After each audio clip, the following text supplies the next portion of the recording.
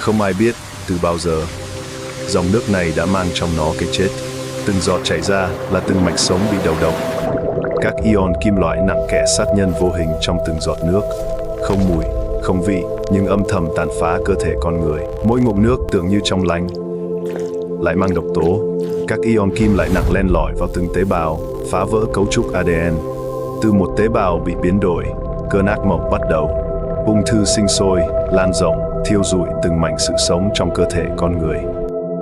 Vậy đâu là giải pháp để chúng ta có được nguồn nước sạch để sử dụng?